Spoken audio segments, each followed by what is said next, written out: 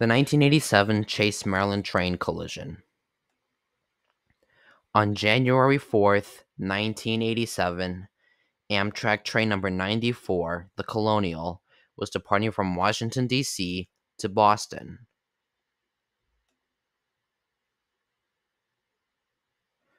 The train consisted of two new locomotives, AEM 7 number 903 and AEM 7 number 900. Both locomotives were built for Amtrak in November of 1979 and have been for Amtrak ever since.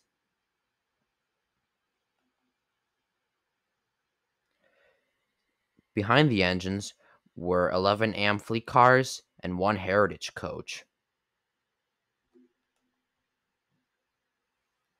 A total of 660 passengers, 7 stewards, and 5 crew members were on board the train, including 35-year-old Jerome Evans, which was the engineer that day. Who was the engineer that day? But unfortunately, the train itself will never reach Boston on schedule. It was instead about to meet violent disaster.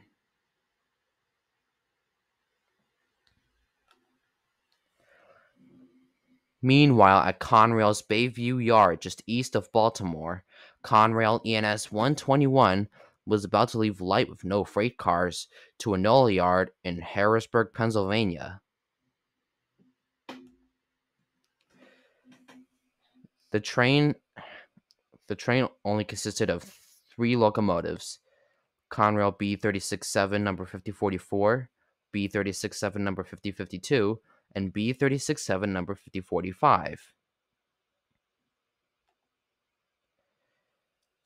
32-year-old Ricky Lynn Gates was the engineer, and 33-year-old Edward Butch Cromwell was the brakeman.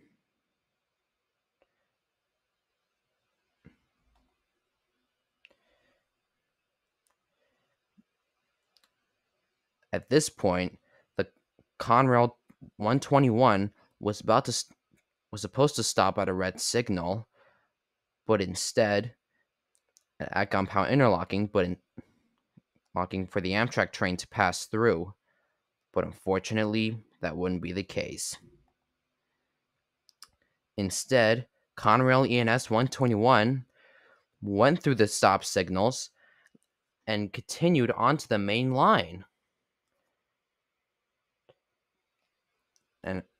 And finally, when Gates notices the other signal, he immediately stops the train, but he stopped it onto track 2, the same line and the same track that Amtrak 94 was thundering down on.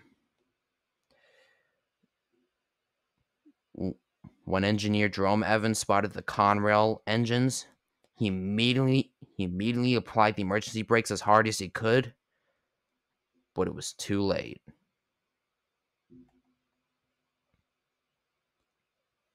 At 1:30 p.m., the Amtrak train smashed into the rear of the Conrail train at a combined speed of over 120 miles per hour. The impact was so violent that it caused the rear Conrail locomotive 5045 to explode into a huge fireball, almost as big as the nuclear explosion at Hiroshima on August 6, 1945. The explosion completely destroyed the front cab of AEM 7903 and tosses the remains and the rear cab to the west side of the tracks into some trees, instantly killing the engineer Jerome Evans. It's been said his decapitated head was found several feet down the line from the impact site. While AEM 7900 was crushed by the Amfleet cars that tumbled down behind it.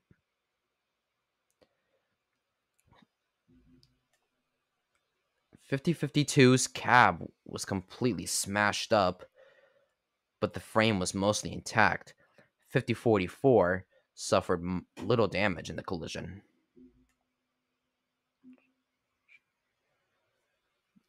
Neighbors living nearby heard the violent explosion and came and rushed to the scene wondering what all the fuss was about. As Gates and Cromwell climbed out of their damaged engine 5044, they saw the wreckage and they were overwhelmed. Several experts said that the force of the collision was like almost 340 pounds of TNT going off, enough force to destroy a city block. After several 911 calls flooded all over the emergency dispatch near Baltimore, emergency services finally arrived at the accident site. And they were overwhelmed by a scene of destruction, bedlam, dead bodies, severely wounded people, and chaos. It took over 24 hours for them to free the last victims out of the wreckage. But unfortunately, not everybody would be saved out of the wreckage. 16 people lost their lives, and 170 more are seriously injured. After the accident, the National Transportation Safety Board, the Federal Railroad Administration, and even Amtrak and Conrail opened up their investigations into the cause of the accident. And what they found was both shocking and infuriating. They found out that both Gates and Cromwell were both smoking marijuana on board the Conrail train at the time of the accident. For those of you that don't know, marijuana is a very bad drug, so bad that it can cause you brain damage. Investigators also found out that the Pennsylvania Road style cap signal in 5044 was non-functional at the time of the collision.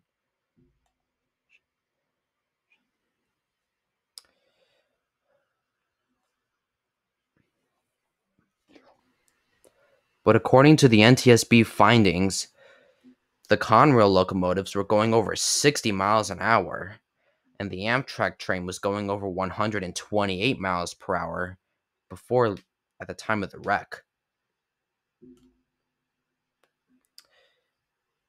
If Gates even lied to investigators, saying that, of course, also in an ABC News report about the accident, that he lied saying that the signal was all clear and that he said that the signals gave him a go-ahead at the time of the accident. But investigators found out that just wasn't true at all. The signals said red and stop altogether in general. If the Conrail crew stopped at the red signal to let the Amtrak train pass by, the collision may have been prevented. But it wasn't, and now we have to live with it. On March 29th, 1988, both Ricky Lynn Gates and Edward Cromwell pleaded guilty to 16 counts of manslaughter by locomotive and were sentenced to over 100 years in prison. But they instead served 5 years in a Maryland prison. As for the locomotives and equipment involved in the incident, AEM 7903, AEM 7900, and B3667 5045 were all damaged beyond repair and scrapped, alongside with 3 AM fleet cars that would also be scrapped after the accident.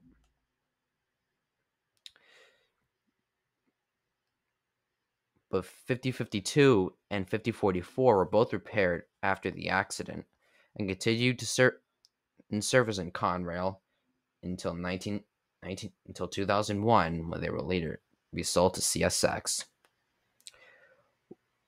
One of the worst rail disasters in American history, Chase in Maryland, will certainly never be forgotten. And sadly, this isn't the end of the story.